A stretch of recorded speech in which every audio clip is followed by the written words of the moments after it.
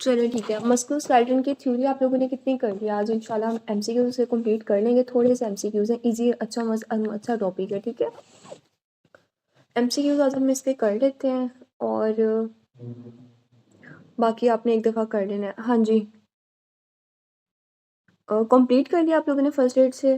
फिर तो बहुत अच्छी बात है, आप लोगों को एमसीक्यूज आते होंगे फिर तो। आज PDF number 1 page number 570 open करना है आपने, ठीक है। सारी कंप्लीट कर ली है, गुड। पीडीएफ नंबर 1 में आज हम एमसीक्यूज भी सारे कंप्लीट कर लेंगे इंशाल्लाह, ठीक है। 570।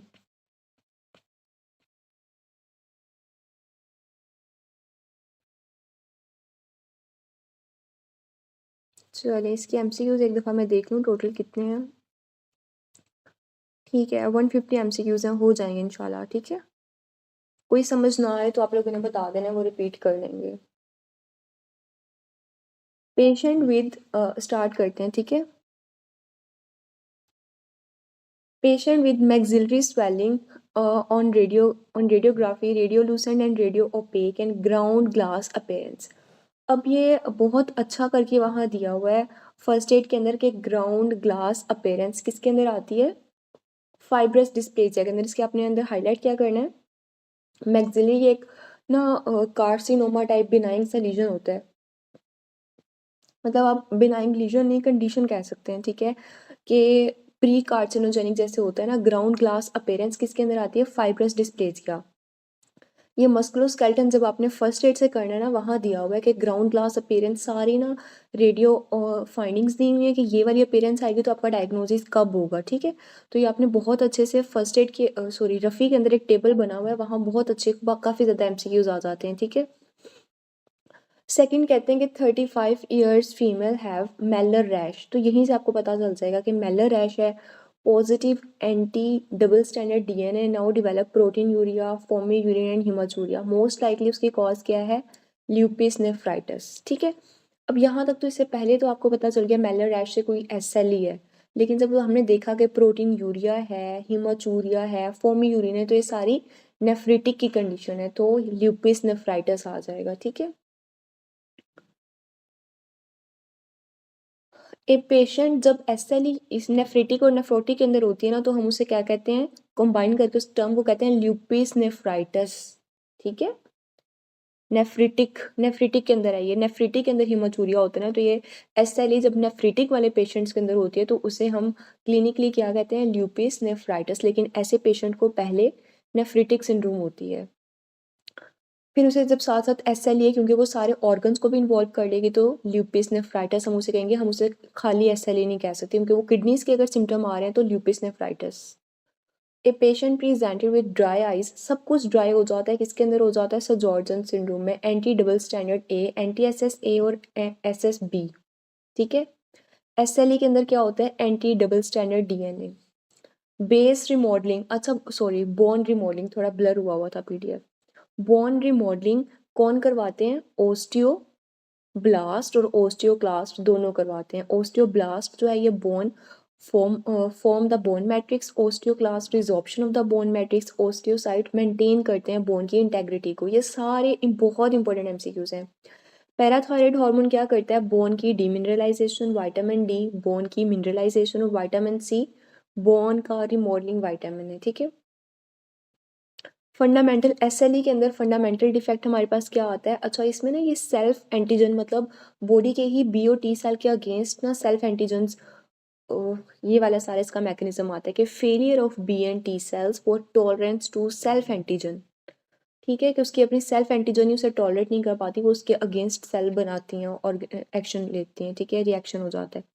नेक्स्ट कहते हैं 6 MCU से 35 years old female presented with 6 month history of finger turning pale in cold. इसे कहते हैं जब आपकी फिंगर जो है सर्दी से पेल हो जाए, वाइट हो जाए, ब्लू हो जाए और या रेड हो जाए, तो इसे कहते हैं रेनॉल्ड्स फिनोमिना।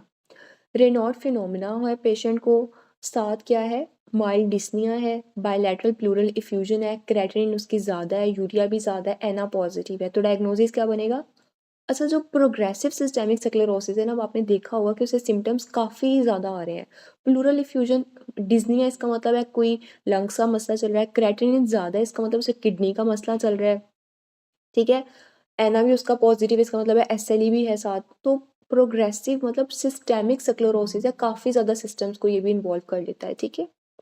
7 एमसीक्यूज कहते हैं कि ये भी अच्छा, इसमें थोड़ा सा चेंज है। 35-year-old female present with 6-month history of finger turning pale in cold, also having mild dyspnea with no waist, tight skin। अब आपने इसमें हाईलाइट क्या करना है, जब भी टाइट स्किन की बात की जाएगी, ठीक है, ऐसे पेशेंट्स ना खुद ही फिंगर में, मतलब जैसे अब मैं टाइपिंग कर रही हूँ ना, ऐसे पेशेंट्स ना टाइप नहीं कर सकते, कीबोर्ड पे टाइप नहीं कर सकते, क्योंकि उसकी स्किन इतनी टाइट होती है, तो आप फिंगर से टाइपिंग भी नहीं कर सकते। Tight skin with mild enlarge spleen, creatinine was high, ANA positive है, एच बी उसकी 10 पे है, वाइट ब्लड सेल और प्लेटलेट्स नॉर्मल है, तो डायग्नोसिस क्या होगा, scleroderma. A female develop proximal symmetrical muscle weakness, power 3/5 है, एंटी जो। अब जब भी एंटी जो प्रोटीन्स, इसमें हाईलाइट इंपॉर्टेंट बात क्या है, जो एंटी जो एंटीबॉडीज को आपने हाईलाइट कर लेनी, किसके अंदर आते हैं, डर्मेटोमायोसाइटस के अंदर, और इसमें साथ स्किन रैश एसोसिएटेड फीचर क्या है, skin rash. A female complain of body aches having Meller rash, Anna is also positive, तो likely diagnosis क्या है, SLE। A young girl developed rash on cheeks and nose. There is no other complaint. Biopsy of the skin reveals IgG deposits in the rash, but surrounding skin is normal. Serum Anna is positive. Which other finding associated with this? तो SLE के अंदर हमारे पास क्या होता है, complement C3 और C4, very good very good, मैं अभी यही बताने लगी थी। C3 और C4 इसमें बहुत कम हो जाते हैं, ठीक है। लिखा भी हुआ है कि अगर अर्ली, एक होता है अर्ली कॉम्प्लीमेंट डेफिशिएंसी, एक होता है टर्मिनल। अर्ली के अंदर जो C1 से लेकर C4 कॉम्प्लीमेंट सिस्टम है ना, पाथवे, उसकी डेफिशिएंसी हो जाती है। तो अगर इफ़ C1 टू C4 तक होगी तो क्या होगा, रिकरेंट पायोजेनिक साइनस इन्फेक्शन हो जाएगा, रिस्पायरेटरी इन्फेक्शंस होंगे, पेशेंट को SLE होगा। लेकिन अगर पेशेंट के अंदर complement deficiency C5 to C9 वाला एब्सेंट हो, तो नाइजेरिया बैक्टीरियमिया का इन्फेक्शन ज़्यादा हो जाएगा। नाइजेरिया क्या करवाता है, एक तो नाइजेरिया गनोरी होता है, वो जेनिटल एरिया के अंदर इन्फेक्शन कॉज करेगा। एक नाइजेरिया मेनिंजाइटिस है, जो मेनिंजाइटिस कॉज करता है, ठीक है। ए patient is a non case of lumbago present with left-sided cheek chest pain, left-sided chest pain and non-radiating cardiac enzymes are normal. On exam, tenderness है 5 and 6 rib पे on the posterior side of intercostal space. Diagnosis अच्छा देखें, अब उसे chest pain हो रही है, लेकिन कार्डियक एंजाइम्स आपने जल्दी से उसकी ECG कर ली, मायोग्लोबिन कर लिया, CKM/CT ड्रॉप आए, सब कुछ कर लिया, आपको लगा कि शायद ये MI है पेशेंट को, लेकिन सब कुछ नॉर्मल आया। लेकिन पेशेंट को चेस्ट पेन क्यों हो रही है, क्योंकि उसे जो स्टर्नम और सारे जो कोस्टल कार्टिलेज हैं, इन दोनों के दरमियान जो ज्वाइंट बनता है, उसकी इन्फ्लेमेशन जब हो जाती है, उसे कहते हैं कोस्टोकोंड्राइटिस। तो उसे उसकी वजह से चेस्ट पेन हो रही है, नॉन रेडिएटिंग, मतलब वो कहीं पे रेडिएट नहीं कर रही। वरना जो कार्डिक पेन होती है, MI मायोकार्डियल इन्फार्क्शन की पेन होती है, वो कहाँ रेडिएट करती है, लेफ्ट आर्म के अंदर, ठीक है। An astronaut in space for very long time is at risk to develop which chronic problem? तो उसमें क्या chronic problem हो जाएगी, स्पेस शिफ्ट ओस्टोपीनिया, उसका बोन मैस डिक्रीज हो जाएगा। 13 कहते हैं कि 26-year-old female presented with complain of her finger turning white. अब देखिए, अभी इसमें सीक्वेंस याद करना है आपने, पहले वाइट होता है, फिर क्या होता है, ब्लू, ये इंपॉर्टेंट है सीक्वेंस, फिर रेड, वाइट ब्लू और रेड, ठीक है। कोल्ड की वजह से, अब ये सर्दियाँ आएंगी ना दिसंबर और जनवरी में, तो आपने देखा होगा सबके, हम सबके हाथ भी पहले वाइट होते हैं, फिर ब्लू, फिर वो रेड। तो ये रेनॉल्ड्स फिनोमेना इतना कॉमन है, तो इसे कहते हैं रेनॉल्ड्स फिनोमेना। एक girl presented with malar butterfly rash, joint pain and repeated history of abortion. तो मैलर रैश है, एना पॉजिटिव है, तो SLE। 35-year-old female present with difficulty in swallowing. There is loss of wrinkles on her skin and she has difficulty eating with her hands and typing on the computer. What is the diagnosis? Diagnosis क्या होगा उसका, crust syndrome. देखिए, crust syndrome में भी ये सारी features आ रही हैं ना, टाइपिंग वाली बात भी आ जाएगी इसमें। क्रस्ट सिंड्रोम और प्राइमरी, जब हमने पीछे एक MCQ किया था ना, प्रोग्रेसिव सिस्टेमिक स्क्लेरोसिस, ये ऑलमोस्ट सेम ही होते हैं। 16 कहते हैं कि 33 years old female is found to have hematuria, proteinuria and urine analysis. She is not complaining of dysuria, abdominal pain or any other urinary symptoms. You notice on exam that her face look caxia. Caxia कहते हैं muscle loss हो जाना। Her buccal fat pad are absent, मतलब उसका मुंह बहुत पतला है क्योंकि कैक्सिया हो गया ना। Eyes are appear shrunken. What is the diagnosis? Diagnosis क्या होगा? Lupus nephritis। क्यों? Hematuria, proteinuria ये आपको बता देंगे कि नेफ्रिटिक है। और इसमें यही, और क्या हो सकता है इसमें, फेस के अंदर उसकी कैक्सिया लाइक लुक आ रही है बाकी सारी, ठीक है। तो ल्यूपिस नेफ्राइटिस, बाकी एसएलई का वैसे इन्होंने इतना कोई प्रोमिनेंट फीचर नहीं दिया इसमें। Most common tumour of bone in second decade, जब आप 11 से 20 साल की उम्र में कौन सा कैंसर होने का चांस ज़्यादा होता है? टीनेजर्स के अंदर ओस्टियोसार्कोमा होता है और इसके पेशेंट्स स्ट्रोंशियम 100 करते हैं। वेरी गुड, स्ट्रोंशियम 100 इसका मार्कर है, ठीक है। तो ये जो है ना ओस्टियोसार्कोमा, ये ऐसे पेशेंट्स में होता है कि ये ना डेथ हो जाती है, ऐसे पेशेंट सर्वाइव नहीं करते फिर, ठीक है। ये बहुत सवेयर बोन कैंसर होता है। Carpal tunnel syndrome cause compression, कौन सी नर्व को कंप्रेस कर देती है? Median nerve. 52 years old man with a lytic lesion in the bone, back pain and weakness, apple green birefringence and Congo stain positive on damage to kidney, most suitable investigation अब क्या होगी उसमें? Protein electrophoresis. तो जब भी multiple myeloma होता है, आपने इसमें डायग्नोज कर लेना है मल्टीपल माइलोमा। तो मल्टीपल माइलोमा में आप सबको पता है कि प्रोटीन इलेक्ट्रोफोरेसिस ही करवाते हैं। चार्ली ऑप्शन कब करवाते हैं? एचबी इलेक्ट्रोफोरेसिस कब करवाएंगे हम? एचबी इलेक्ट्रोफोरेसिस कब करवाते हैं? वेरी गुड, थैलेसीमिया मेजर वाले पेशेंट्स में। मल्टीपल माइलोमा में क्या चीज़ इंक्रीज हो जाती है? एम प्रोटीन इंक्रीज हो जाती है उसमें, ठीक है। ओस्टियोसार्कोमा किस साइट के ऊपर होता है? मेटाफिसिस। ये बहुत इंपॉर्टेंट एक्सप्लेनेशन है, ये आप अपनी ना फिंगर टिप्स के ऊपर याद कर लें या इसके ऊपर स्टार बना लें कि नेक्स्ट टाइम जब आप रिवाइज करेंगे आपने इसे बहुत अच्छे से रिवाइज करना है। जॉइंट सेल, अच्छा ये बहुत अच्छे से समराइज किया हुआ है। जॉइंट सेल ट्यूमर, इन सारे कैंसर के अंदर ना याद करने वाली यही चीज़ें जो उन्होंने दे दी हैं। जॉइंट सेल ट्यूमर जो है ना ये एपिफिसिस के ऊपर होता है। इसमें अपेरेंस कैसे आती है? Soap bubble appearance. एक्सरे के अंदर आपको एपिफिसिस के ऊपर ऐसे जैसे सोप के ऊपर बबल्स आ रहे होते हैं ना, ऐसे बबल्स लाइक लीजन्स नजर आएंगी एक्सरे के अंदर।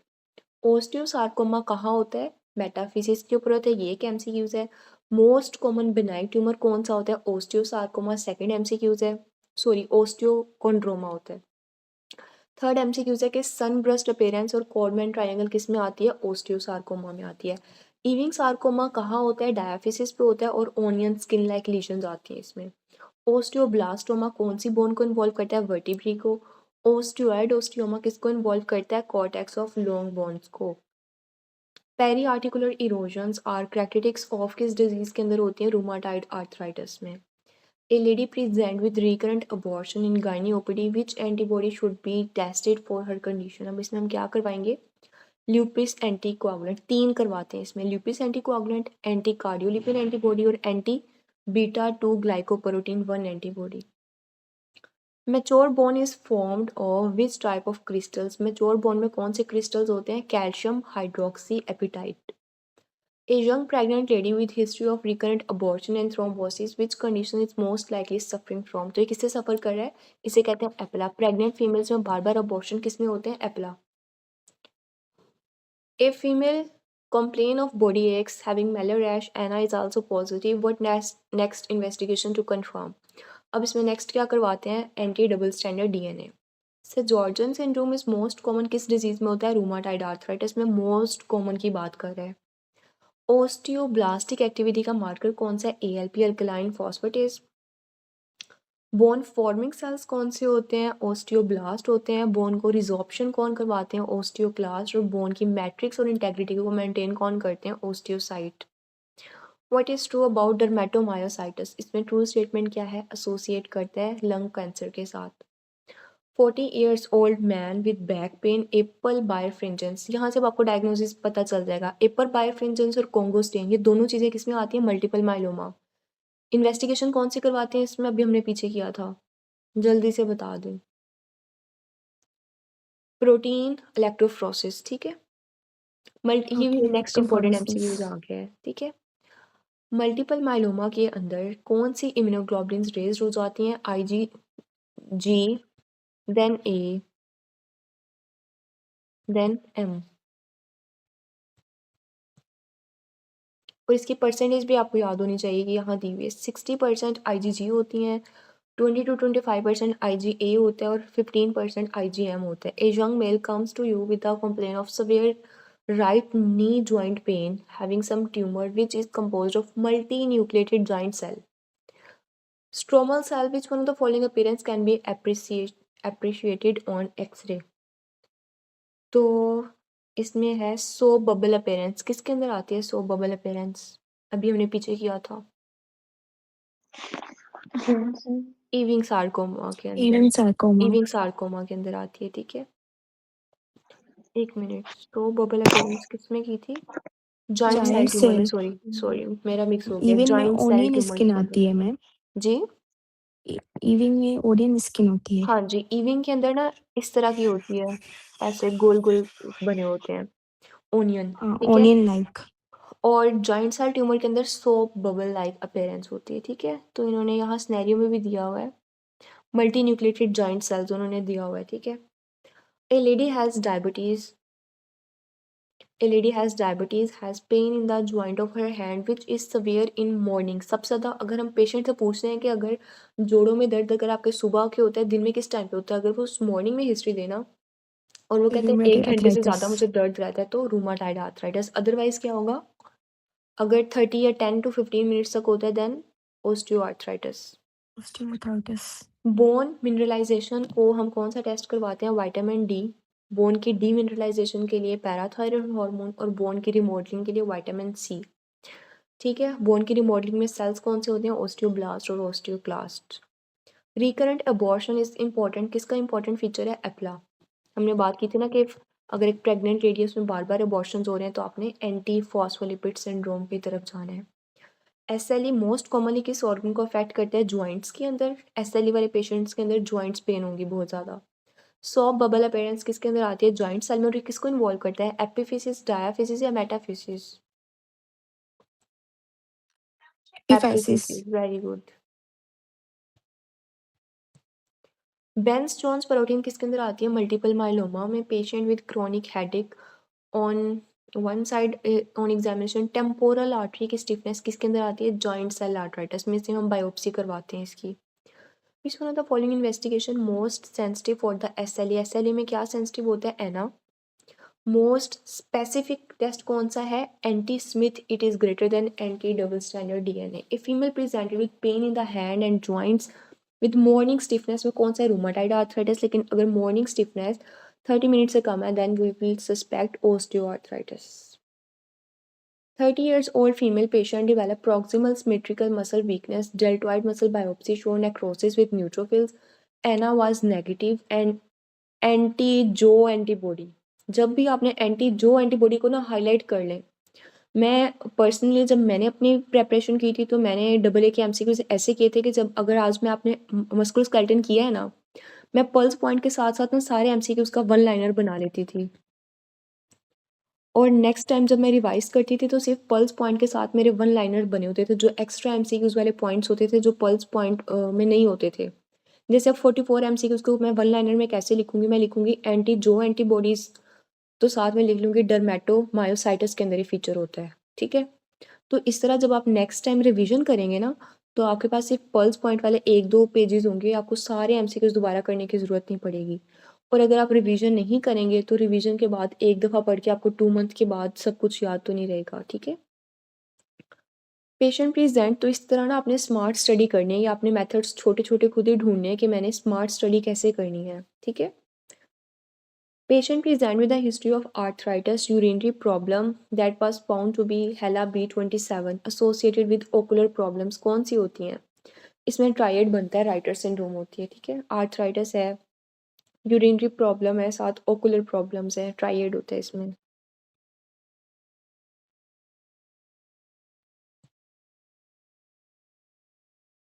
ठीक है, अब हेला B27 किस किस के अंदर पॉजिटिव आता है? एनकाइलोजिंग स्पॉन्डिलाइटिस में, एंटीरियर यूवेइटिस में, रिएक्टिव आर्थराइटिस में, एंटेरिक आर्थ्रोपैथी के अंदर और सोरियाटिक आर्थराइटिस में। A female presented with the complain of itching, dryness of eyes, mouth, dysphagia, angular fibrosis, her x-ray show interstitial fibrosis. Cause इसकी क्या है? Progressive systemic sclerosis.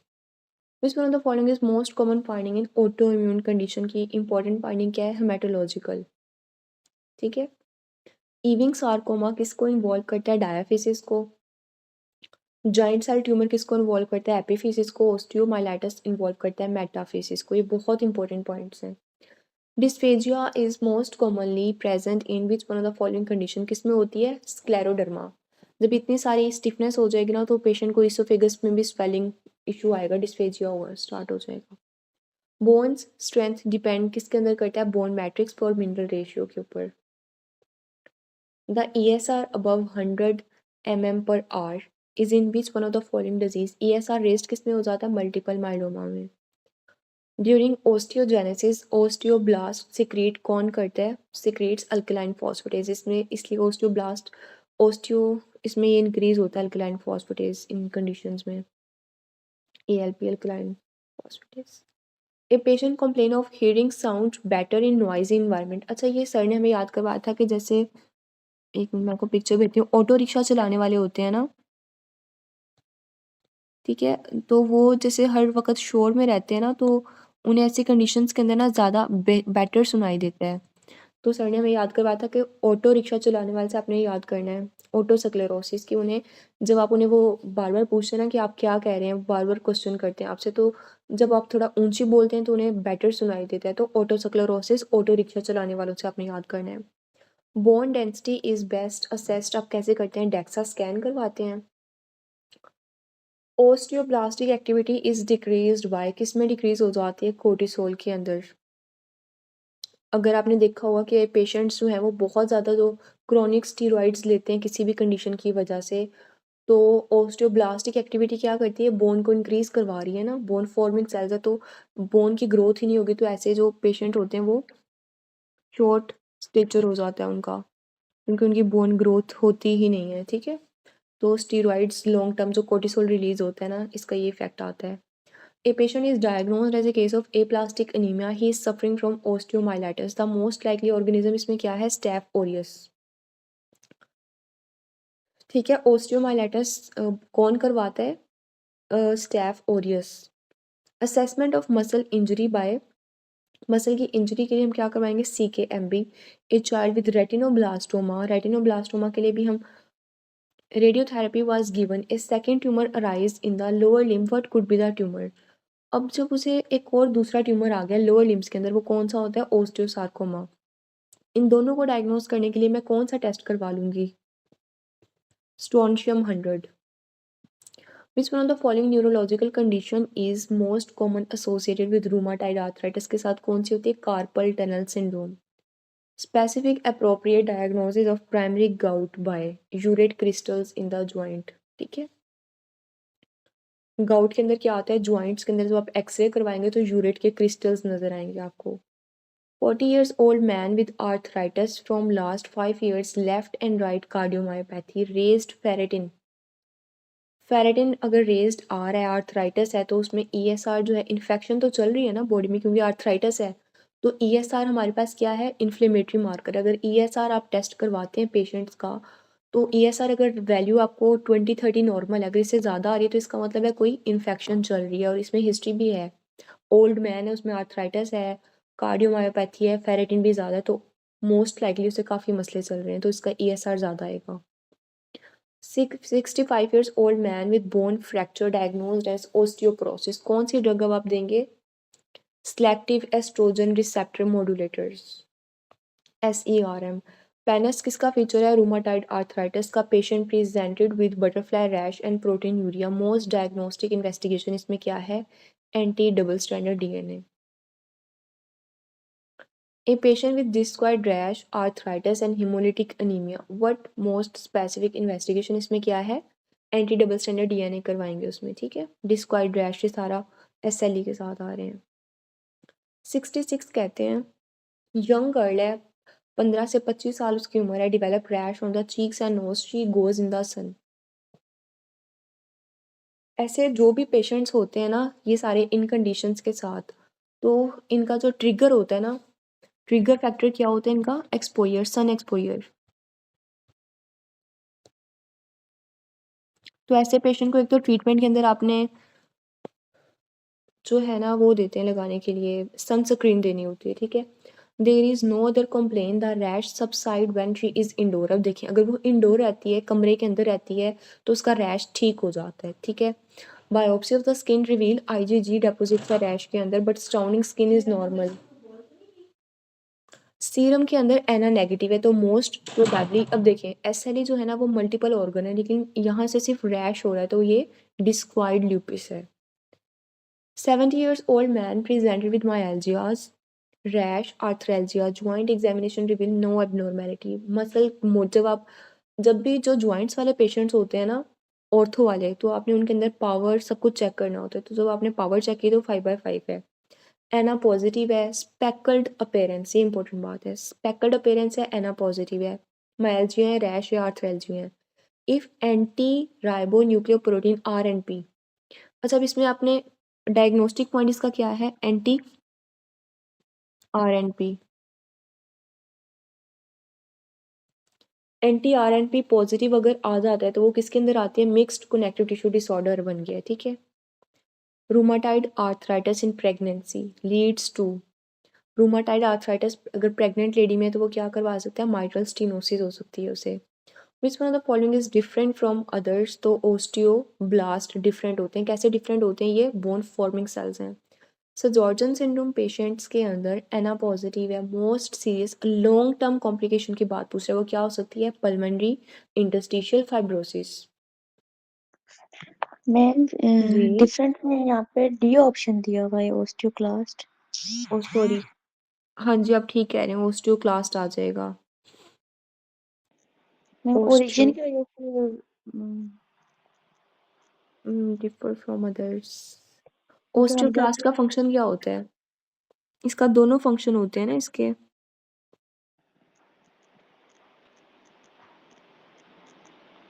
ठीक है डेल्टा ऑप्शन आ जाएगा इसका।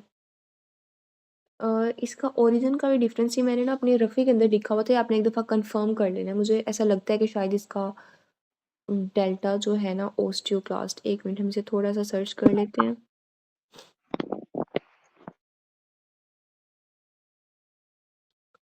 जो ओस्टियोक्लास्ट होते हैं ना ये रिजॉर्प्शन कर रहे होते हैं बोन मैट्रिक्स की, ठीक है। ओस्टियोक्लास्ट फर्दर आपने ये देख लेना है कि ये कौन से सेल से बन रहा होता है, ठीक है, कि ये बाकी चीज़ों से डिफरेंट क्यों है। इसकी रीज़न हम एक दफ़ा जी ओरिजिन होता है इनका। डॉक्टर हमजा के लेक्चर में यही उन्होंने बताया हुआ है। रफी के लेक्चर में जी जब जी पढ़ा रहे थे तो कहते हैं कि हेमाटोपोइटिक ओरिजिन होती है, इसलिए इनको डिफरेंट कहते हैं। हाँ शायद यही फिर इसकी रीज़न, मुझे भी मैंने रफ़ी के अंदर लिखी हुई है।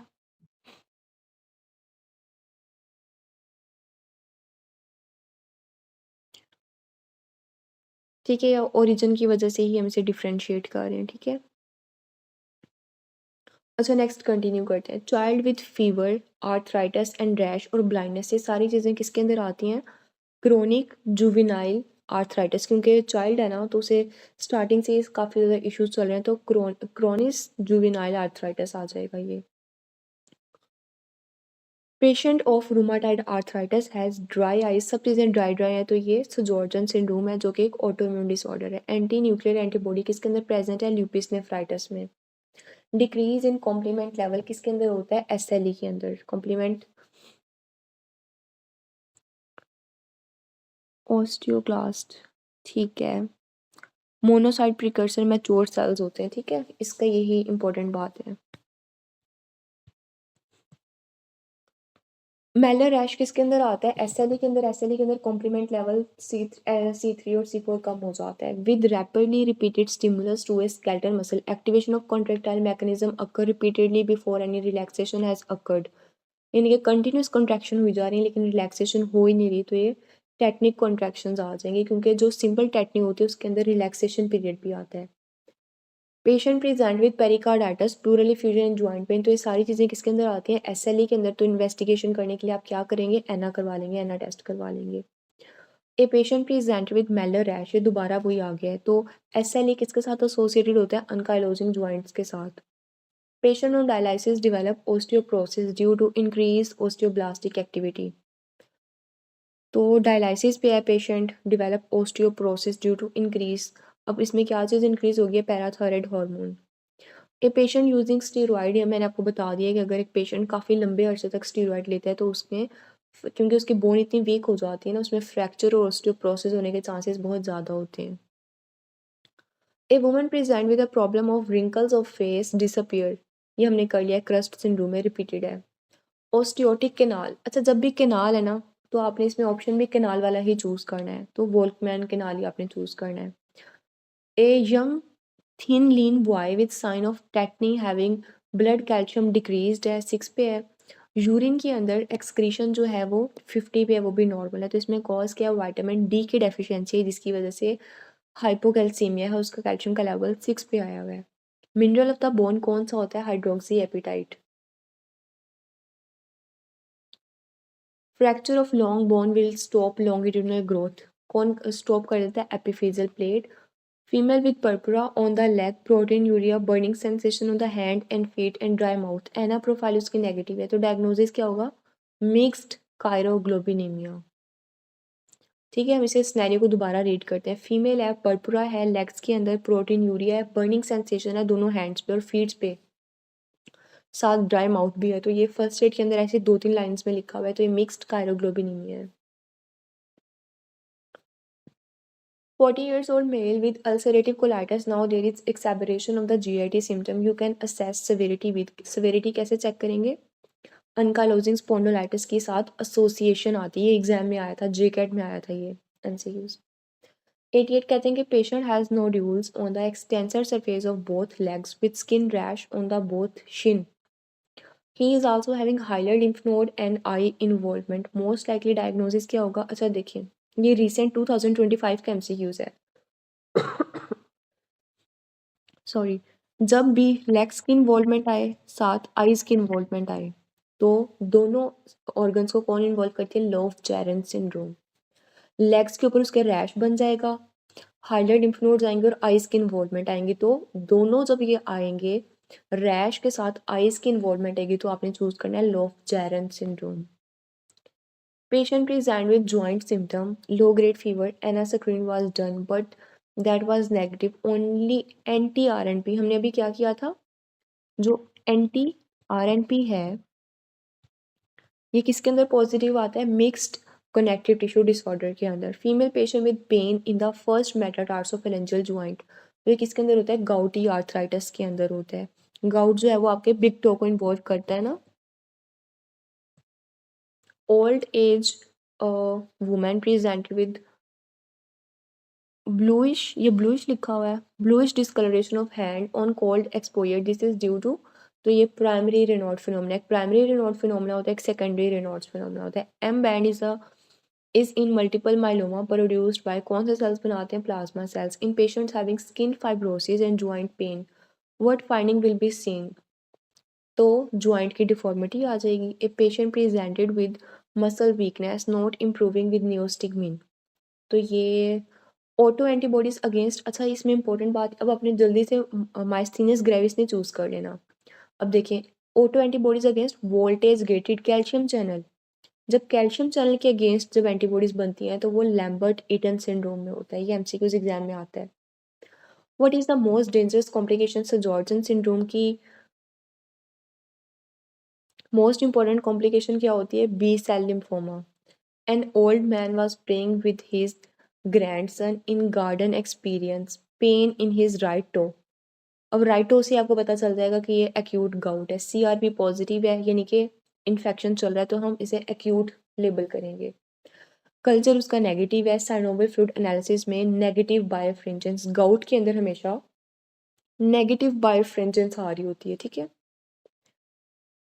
टेस्ट फॉर माइस्थीनियस ग्रेविस कौन सा होता है? Edrophonium. Decrease effect of muscle relaxant किसके अंदर आती है? माइस्थीनियस ग्रेविस के अंदर। A patient exhibit sign of myasthenia gravis, what is the best confirmatory test in him? तो उसके लिए आप क्या करवाते हैं? इलेक्ट्रोमायोग्राफी करवाते हैं माइस्थीनियस ग्रेविस के अंदर।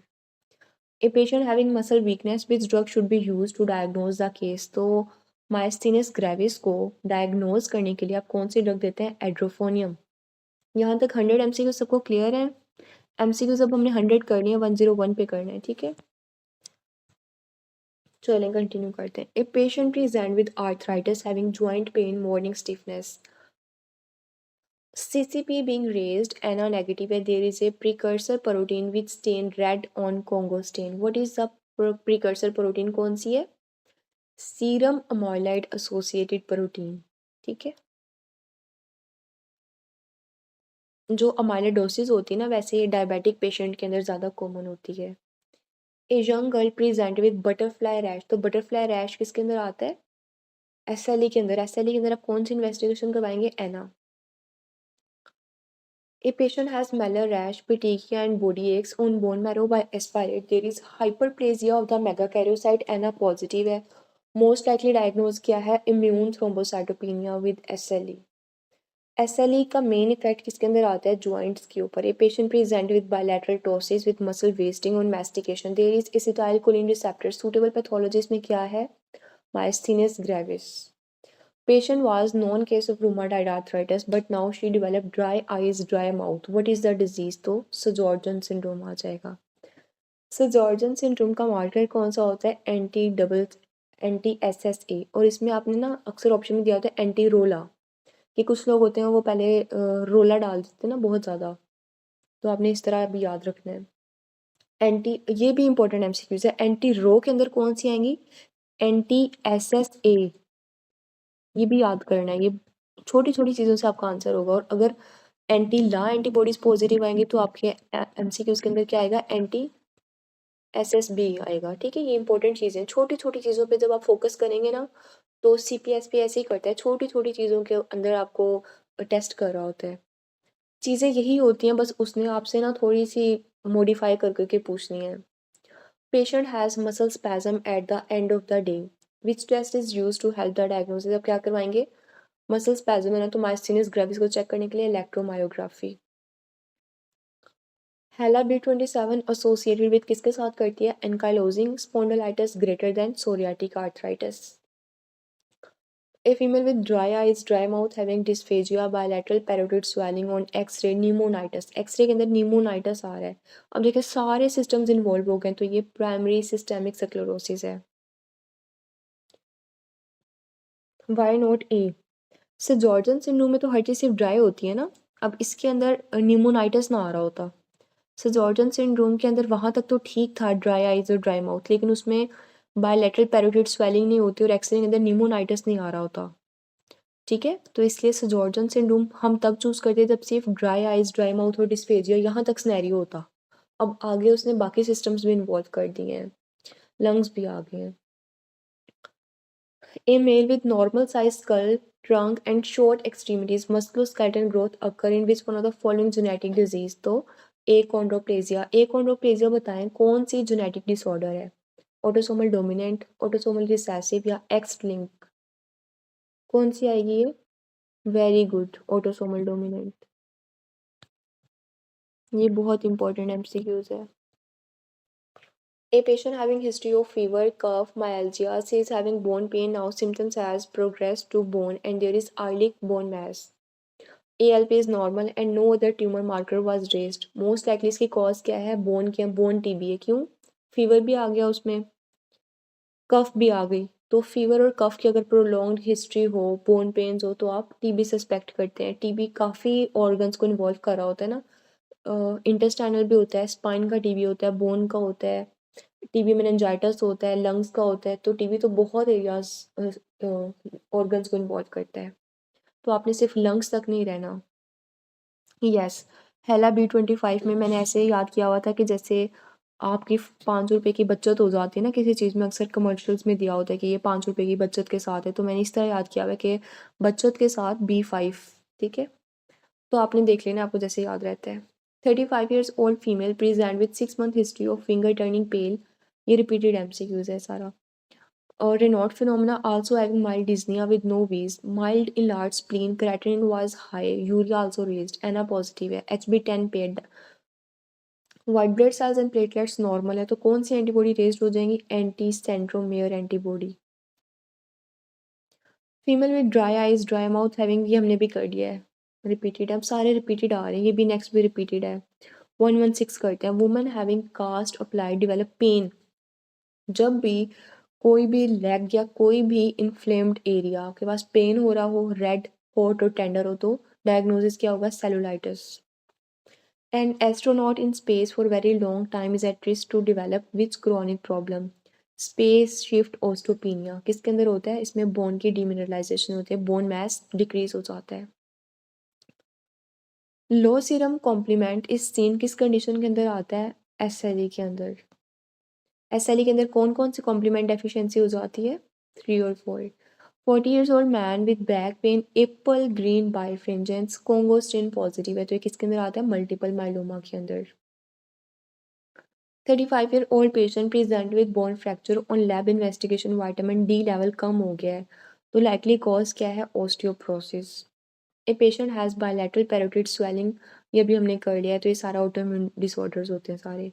Patient on anti-rheumatic drugs develop cutaneous manifestation due to SLE के अंदर आ जाएगा ना सारा। Patient with SLE for 6 years having deranged cell indices now lethargic, diagnosis can be made by SLE के अंदर डायग्नोसिस क्या करवाएंगे? एंटी डबल स्टैंडर्ड डीएनए, और लेकिन anti Smith it is greater than anti double standard DNA. आप लोगों को समझ भी आ रही है या बस मैं पढ़ाती जा रही हूँ खुद ही? 123 तक एमसीक्यूज बिल्कुल क्लियर है? Good, okay.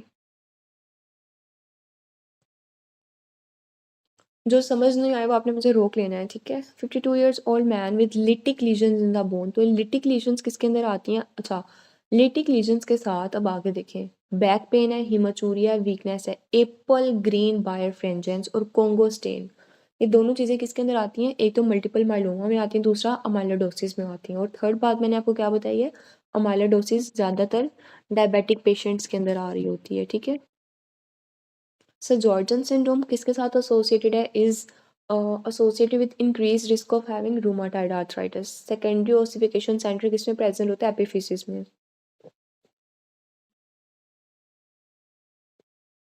So Jordan syndrome, it is associated with the risk of developing rheumatoid arthritis. A female present with mild fever and painful swelling joint, she is most likely suffering from septic arthritis. 129. 56-year-old female present with bone pain, diffuse demineralization of the bone, hypercalcemia, anemia, hypergammaglobulinemia, proteinuria, and normal serum alkaline phosphatase. The set of findings is most suggestive of multiple myeloma. 130 कहते हैं कि 50 years old female underwent a DEXA scan which showed a T score of 2.6 at the hip joint. Her BMI is 14. What should be the next step in the management? Next आप क्या करेंगे? अब आप उसे calcium add कर देंगे, calcium और vitamin D के supplements. A young man present with a history of limitation in the movement of hip joint, x-ray के अंदर फ्यूजन हो चुकी है सैक्रोआइलिक जॉइंट की, अनकाइलोजिंग। तो अब आप कौन सा टेस्ट करवाएंगे? हेला B27 करेंगे। अनकाइलोजिंग स्पॉन्डिलाइटिस को आप आइडेंटिफाई करने की कोशिश करेंगे। 132 a patient is diagnosed as a case of anterior uveitis. Anterior uveitis किसका फीचर है? हेला B27 में आता है। नेक्स्ट MCQs करते हैं। 4-year-old child sustain a knee injury of the right leg involving the metaphysis after a fracture from an road traffic accident. The child has tender swelling effusion in the knee. Redness भी हुई हुई है over the diaphysis. After knee aspiration, a slab was placed. What is the likely effect of the effusion and swelling in the knee? तो हमारे पास क्या effect आएगा? Decrease epiphyseal blood supply. उसकी अगर ब्लड सप्लाई कम हो गई है ना, क्योंकि फ्रैक्चर हो गया है, आरटी के बाद उसकी जो बोन्स टूट गई, तो उसकी एपिफिजियल प्लेट भी सारी, उसकी ब्लड सप्लाई भी कम हो गई है। A woman present with a rash around the I, bradycardia and joint pen, her lab result show positive anti double stand SSB antibodies. What is the most likely diagnosis क्या है? Sjogren syndrome. अब इसमें आपको antibody से पता चल जाएगा। Young girl present Mailer rash SLE के अंदर आते, तो आप एना करवा लेंगे। 20 years old patient present with right tibia pain. On investigation, epiphysio metaphysis joint junction has joint cell. तो joint cell किसके अंदर आ रहे थे हमारे पास? joint cell tumor, जो एपिफिसिस के ऊपर सोप बबल अपीयरेंस आ रही थी इसकी। Female patient who has recently gives birth present with dry skin dry mouth. अब ये सारी चीज़ें ड्राई हैं, रोला भी आ गया है, ठीक है। तो ये सजॉर्जन सिंड्रोम में होता है जब पेशेंट्स रोला डाल देते हैं। A male patient present with bilateral knee pain accompanied by scaly rash. अच्छा, जब स्केल्स इस तरह स्कैली रैश आ जाता है ना, तो ये वैसे भी सोरियासिस का फीचर है ना। Over the lower limb trunk joint spice, जब ये जॉइंट्स को इन्वॉल्व करेगा तो हम इसे सोरियाटिक आर्थराइटिस कह लेंगे। जब स्किन को इन्वॉल्व करेगा तो इसे सोरियासिस कह देते हैं। जब ये सर के बालों में भी अक्सर हुआ होता है, ठीक है। Joint aspiration from the knee was performed revealing specific finding based on clinical presentation. Diagnosis clue, most likely diagnosis क्या है इसका? सोरियाटिक आर्थराइटिस, क्योंकि वाइट इसमें ना सिल्वर कलर के बन रहे होते हैं, सिल्वर कलर के स्कैली रैश आ रहे होते हैं सिल्वर और पिंक से। ए पेशेंट प्रेजेंट विद पिंक। अच्छा, अब यहाँ दोबारा अब जो मैंने भी बात की थी ना, पिंक और स्केली, यहीं से आपको पता चल जाएगा। बस आपने थोड़ा सा रीड किया, आपको पता चल गया कि पिंक और सिल्वर कलर के रैश मछली की तरह के होते हैं, जो it is like fish like, ठीक है। कि जैसे मछली की स्किन होती है ना, उस तरह के रैश होते हैं। तो किसके अंदर आते हैं? सोरियाटिक आर्थ्रोपैथी के अंदर होते हैं। Hyperextensible joints due to defective, इसमें क्या चीज़ डिफेक्टिव होती है? एहलर डायलॉस सिंड्रोम, ठीक है। एहलर डायलॉस सिंड्रोम में कौन सी कोलेजन का डिफेक्ट आता है? टाइप 1, 2, 3 या 4? ये बहुत इंपॉर्टेंट एमसीक्यूज है। टाइप 3। ओस्टियोजेनेसिस इम्परफेक्टा के अंदर कौन सी कोलेजन का डिफेक्ट आता है? टाइप 1। सबसे ज़्यादा स्ट्रॉन्ग कौन सी होती है? टाइप 1 होती है, ठीक है। ये इंपॉर्टेंट एमसीक्यूज हैं। A neonate born to a mother with SLE, कौन सी anti develop bradycardia due to congenital heart block, which maternal auto antibody is directed against neonate heart? तो वो कौन सी होगी? एंटी रो। एंटी जो रो होता है ना, मतलब आप इस तरह करते हैं जैसे कोई हर्ट होता है तो वो रोना शुरू हो जाता है ना, तो न्यूनेट हार्ट के अगेंस्ट कौन सी होती है? Anti Ro. A patient with osteoporosis and osteoclastic activity, hormone कौन सा इन्वॉल्व है? Peripheral cells of parathyroid hormone. Plasma exchange is commonly use in the treatment, किसके लिए यूज़ की जाती है? जीबीएस। मैंने आपको बताया था कि जीबीएस वाले जो, अभी मेरा एक रिसेंटली एक पेशेंट था, तो उसमें इसके ट्रीटमेंट के लिए ना प्लाज्मा फ्रेसिस करवाने पड़ते हैं, साथ आपने इम्यूनोग्लोबुलिन्स देनी होती हैं, ठीक है। तो ये बहुत काफ़ी एक्सटेंसिव लंबा चौड़ा प्रोसीजर होता है, प्लाज्मा फ्रेसिस इसे कहते हैं। जीबीएस वाले पेशेंट में करवाते हैं। Expansion of molar teeth, moth eaten appearance with chondrocyte, किसके अंदर आती है? ओडोंटोजेनिक मैक्सोमा के अंदर, ठीक है। ये कोई डेंटल का एमसीक्यूज है, मैंने भी पहले रीड नहीं किया हुआ। 12 years old child present with fever, joint pain on investigation, rheumatic fever was negative but elevated ESR ज़्यादा है। he gave history of sore throat, 3 हफ्ते बैक उसकी उसने बताया कि उससे फ्रेंजाइटिस था। तो डायग्नोसिस किसका है? रूमेटिक हार्ट डिजीज़, ठीक है। अब रूमेटिक फीवर एक अलग चीज़ है, रूमेटिक हार्ट डिजीज़ एक अलग चीज़ है, ठीक है। A female patient present in OPD with dry cough, dry mouth. अब हर चीज़ ड्राई है, तो ये किसके अंदर आ जाएगा? Sjogren syndrome. Which one of the following is similarity between rheumatoid arthritis and SLE, तो दोनों ऑटोइम्यून डिसऑर्डर्स हैं। 148। A patient present with spontaneous pain in the big toe, तो बिग टो के अंदर क्या चीज़ ज़्यादा हो जाती है? हाइपर यूरिसीमिया, गाउट का एमसीक्यूज है ना, तो सीरम यूरिक एसिड लेवल करवा लेंगे हम पेशेंट का। Glycoprotein lubricin in joint produce कौन करता है? Synovial B.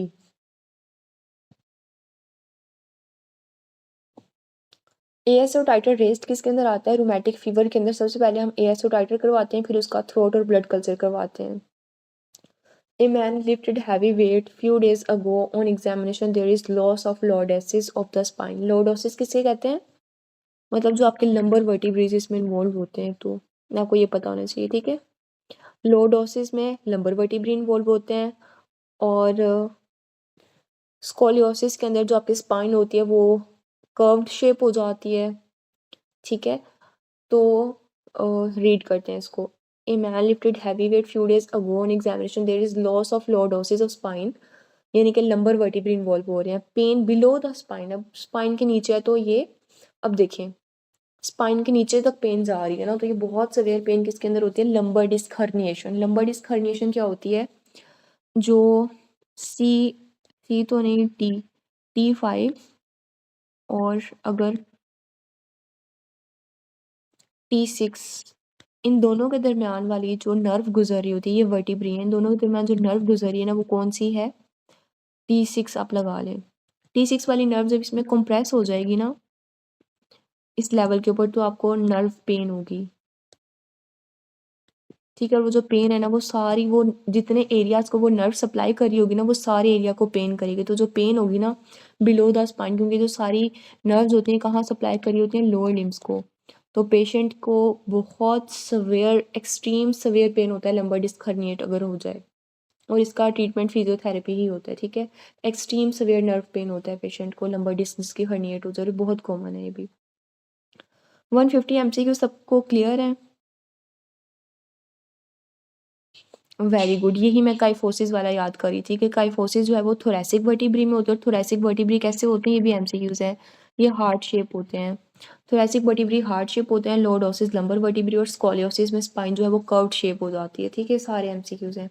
यहाँ तक 150 एमसीक्यूज क्लियर है। 5 मिनट में जल्दी से मुझे वाइवा दे दें, फिर हम क्लास वाइंड अप करते हैं। ठीक है, यहाँ तक एमसीक्यूज क्लियर है। वाइवा स्टार्ट करूँ मैं? चलें, गुड, जल्दी से वाइवा देते हैं आप। अच्छा, ओस्टियोसार्कोमा किस साइट को इन्वॉल्व करता है? डायाफिसिस, मेटाफिसिस, एपिफिसिस, या diaphysis and epiphysis both? Very good, metaphysis. So Sjogren syndrome is most commonly किसके अंदर होता है? रूमाटाइड आर्थराइटिस में, एसएलई में, प्राइमरी स्क्लेरोसिस में, या पीबीसी में? ओस्टियोब्लास्टिक एक्टिविटी का मार्कर कौन सा है? एएलपी, एएलटी, जीजीटी, या interleukin 10? ALP. Bone forming sales कौन से होते हैं? ओस्टियोब्लास्ट, फाइब्रोब्लास्ट, ओस्टियोसाइट, या osteoclast? Osteoblast, very good. 40 years old man with back pain, apple green birefringence, Congo stain positive on damage to kidney, most likely suffering from SLE, multiple myeloma, rheumatoid arthritis, या scleroderma? Multiple myeloma.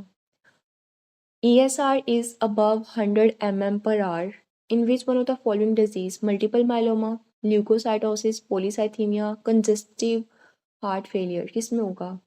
Multiple myeloma, very good. Bone density is best assessed by DEXA scan, MRI, ultrasound, X-ray? DEXA scan. Osteoblastic activity is decreased by growth hormone, cortisol, estrogen, या parathyroid hormone? Cortisol. Assessment of muscle injury by myoglobin, CKMB, CKBB, CKMM, LD? किससे करवाएंगे muscle injury को? CKMM, very good. Patient using steroid for very long time, he is at risk of hypoglycemia, hypokalemia, osteogenesis, osteoporosis, and fracture? Very good, osteoporosis and fracture. Malar rash seen with decreased complement level, increased complement level, vasculitis, या decreased CD4 levels? Malar rash कैसे आता है? Decreased complement level. Osteotic canal running obliquely and transversely connecting the medullary cavity with the cortex. Option 1 canaliculi, option B lacunae, C horse-shaped lacunae, option delta is Volkmann canal. Answer क्या होगा? Volkmann canal, क्योंकि canal आ रही है ना। Mineral of the bone is calcitonin, hydroxyapatite, calcium oxide, या calcium? SLE का main effect किस पे आता है? ज्वाइंट, बोन, स्किन, या heart? Joint. A patient having muscle weakness, which drug should be used to diagnose the case? ANA, EMG, calcium stimulation, या adrophonium? Adrophonium is the right answer. So जॉर्जन syndrome का marker क्या है? Anti SSA, anti double stranded DNA, anti RNA, ANA, या HeLa B27? Anti SSA. Patient on anti-rheumatic drug develop cutaneous manifestation due to SLE, osteoarthritis, Sjögren's syndrome, vitamin deficiency? क्यों होती है? Patient on anti rheumatic drugs, मतलब जो rheumatic fever वाली drugs होती है ना, वो वाली ड्रग्स यूज़ कर रहा है। डेवलप क्यूटेनियस मैनिफेस्टेशन, अब उसे कोई स्किन के ऊपर कोई मैनिफेस्टेशन आना स्टार्ट हो गई है, उसकी रीज़न क्या होगी? So Sjogren syndrome, vitamin deficiency, SLE या ओस्टियोआर्थराइटिस, क्या हो सकता है? SLE is the right answer. Secondary ossification present किस में होती है? एपिफिसिस, एपिफिजल प्लेट, डायाफिसिस या मेटाफिसिस? एपिफिसिस के ऊपर। Low serum complement is seen in which condition? SLE, ankylosing spondylitis, rheumatoid arthritis, multiple sclerosis या dermatomyositis? SLE। Hyperextensible joint due to defective collagen, elastin, protein या fibrillin? Collagen. Last MCU है आज का। A male with normal size skull, trunk, and short extremities, musculoskeletal growth occur in which one of the following genetic disease? Klinefelter syndrome, achondroplasia, Down syndrome, Turner syndrome या Edwards syndrome? achondroplasia, ठीक है। चलिए यहाँ पे आज हमारी मस्कुलोस्केलेटन खत्म हो गई है। आई होप आप लोगों के इतने MCQs क्लियर हो गए हों। आप लोग इन्हें खुद भी एक दफ़ा रीड कीजिएगा। पल्स पॉइंट रीड करना है आपने, फर्स्ट एड से तैयार करना है और रफ़ी से करना है। इंशाल्लाह आपका टॉपिक प्रिपेयर हो जाएगा। लेकिन जब आपने रिवीजन करनी होती है ना, तब आपने सिर्फ इसके पल्स पॉइंट करने हैं। ये सारे आपने 150 MCQs दोबारा नहीं करने, ठीक है। और रिवीजन बस फर्स्ट एड एक दफ़ा करने हैं, रिवीजन में फर्स्ट एड से भी दोबारा नहीं करना। सिर्फ आपने रफ़ी से 10 पेजेस करने हैं। क्या शेयर कर दूँ?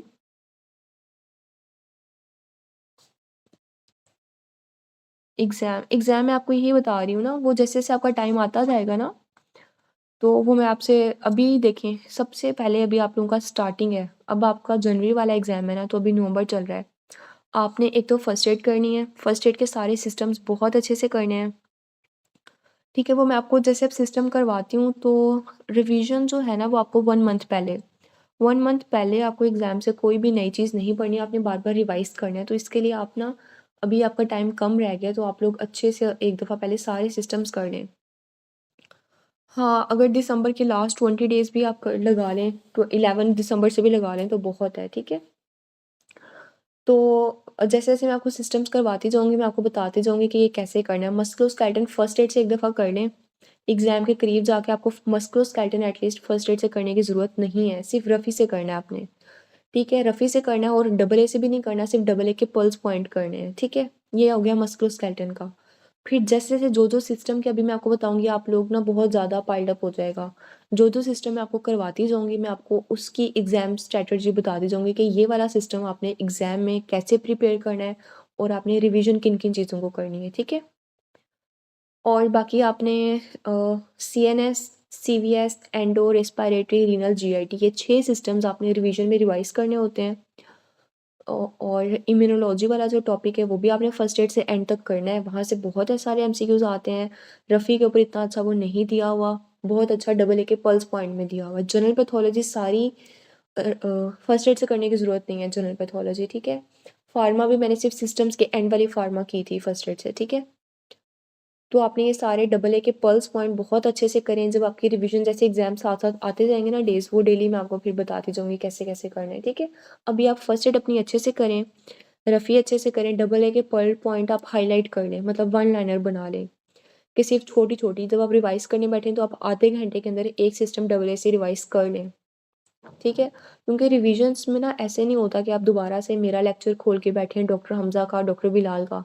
बस एक दफ़ा जो चीज़ आपने पढ़ ली, वो ऐसे पढ़नी है कि बस एग्ज़ाम में आपने आधे घंटे में वो रिवाइज़ करनी है, ठीक है? एग्ज़ाम में आप दोबारा पूरा-पूरा दिन एक-एक सिस्टम को लगाने वाला टाइम नहीं होता, ठीक है? तो अभी अपना मैक्सिमम टाइम स्टडीज़ को दें, चीज़ों को बहुत अच्छे तरीके से अभी कर लें, क्योंकि रिविज़न में ना सिर्फ सुपरफिशियली रिवाइज़ करना होता है, तो बहुत ज़्यादा कॉन्सेप्ट आपने बस एक दफ़ा बन गए। एक दफ़ा कॉन्सेप्ट बन गए, नेक्स्ट मंथ आपके से वो रिवाइज़ होंगे। कोई आपने न्यू से कॉन्सेप्ट लेके नहीं बैठना, ठीक है? बाकी जो FCPS वाला एग्ज़ाम है, उसमें आपके कॉन्सेप्ट भी चलने हैं, रट्टा भी चलना है। ऐसा नहीं है कि सिर्फ रट्टा या कॉन्सेप्ट एक-एक है, दोनों काम आते हैं आपके, ठीक है? बाकी जो मैं आपको MCQs करवाती हूँ, मैं आपको बता देती हूँ कि किस-किस तरीके से CPSP उठा के इसको दे सकता है। कितने आवर्स ये तो आपके ऊपर डिपेंड करता है कि सबकी रूटीन डिफरेंट होती है। मेरा पर्सनली ये था कि मैंने एग्ज़ाम तब क्लियर किया था जब मैं कोई जॉब नहीं करती थी, ठीक है? और मेरा एम यही था कि मैं एग्ज़ाम एक दफ़ा क्लियर कर लूँगी, फिर मैं कोई जॉब स्टार्ट करूँगी, ठीक है? तो जॉब के साथ भी अगर आप करते हैं, तब भी आपकी प्रायोरिटी स्टडी होनी चाहिए, ठीक है? लेकिन मिनिमम 1.5 मंथ रह गए ना, आपको मैक्सिमम टाइम एटलीस्ट 10 आवर्स तो देने चाहिए। 7 to 10 आवर्स अगर आप दे सकते हैं स्टडीज़ को तो ठीक है। ये आपके ऊपर डिपेंड करता है कि आप किस तरह पढ़ते हैं। मिनिमम 6 आवर्स तो आपके मिनिमम है डेली के। ये भी नहीं है कि आपने एक दिन पढ़ लिया, आज संडे है, आज आप मोटिवेटेड फील करें, आज आपने पढ़ लिया है और कल को आप अपनी ड्यूटी पे या बाकी एक्टिविटीज़ कर रहे हैं। 8 आवर्स भी अगर आप ड्यूटी कर रहे हैं, अगर आपने 8 घंटे सो लिया है, ठीक है, 8-8 का रूल बना रहे हैं ना, 8, 8 और 8, 8 घंटे आपने ड्यूटी कर ली, 8 घंटा आपका सोना, खाना पीना, जागना, नमाज़ पढ़ना सब कुछ आ गया और बाकी 8 घंटे तो आप फिर भी स्टडी कर सकती हैं। फिर भी आपके 6 to 8 आवर्स तो स्टडी के मिनिमम बन जाते हैं ना। 1-2 घंटे आप स्टडी का टेम्पो बनाने में लगा लें, बाकी 6 आवर्स तो फिर भी आप कर सकती हैं। तो सबकी रूटीन डिफरेंट है, आप लोगों ने अपनी प्रायोरिटीज़ सेट करनी है, अपने गोल्स सेट करने, तभी एग्ज़ाम निकलेगा, ठीक है? वरना एक दिन आप अच्छे से पढ़ लेंगे, अगले दिन दोबारा आपके थोड़े मोरल डिक्लाइन हो जाएंगे तो फिर फ़ायदा नहीं है। डेली जो कंसिस्टेंसी अपनी मेंटेन करें, ठीक है? कंसिस्टेंसी अपनी बनाएं। ठीक है, अपनी कोई भी आपकी रूटीन है उसमें डिसिप्लिन होना बहुत ज़रूरी है। कोई भी अपना अच्छा सा टाइम टेबल बनाएं। अगर कोई भी काम है, छोटा है बड़ा है, अगर आप अपनी लाइफ के अंदर डिसिप्लिन ले आएँ, कंसिस्टेंसी से काम करें, तो हो ही नहीं सकता कि वो कोई भी काम ना हो। आइदर आपकी स्टडीज़ हैं, कोई भी एक्टिविटीज़ हैं, आपकी हैबिट्स हैं। जैसे आपने एक दफ़ा वो हैबिट सेट कर ली, तो जो आपका रिज़ल्ट होता है ना, वो उसके अकॉर्डिंगली आता है। हैबिट आपने खुद सेट करनी है, अच्छी है बुरी है, उसके रिज़ल्ट आपको आएँगे, पॉजिटिव आएँगे, बुरे आएँगे, ठीक है? जैसे ही आप एक दफ़ा अपनी सेट कर लेंगे लाइफ़ की रूटीन, वैसे ही आपको रिज़ल्ट्स आना स्टार्ट हो जाएँगे, ठीक है? चलें, कोई भी बात पूछनी हो व्हाट्सएप के ऊपर आप मेरा कॉन्टैक्ट नंबर डॉक्टर हमज़ा से ले सकते हैं। कोई भी एग्ज़ाम रिलेटेड इश्यूज़ हैं, टाइम मैनेज नहीं हो रहा, कोई भी, हमेशा आप डिस्कशन कर सकते हैं मेरे साथ व्हाट्सएप पे, ठीक है? चलें ठीक है, यहाँ तक कोई और क्वेश्चन है तो ठीक है, वरना फिर हम क्लास एंड करते हैं यहीं पे। चलिए, आज के लिए इतना काफ़ी है I think. Okay, take care, अल्लाह हाफ़िज़।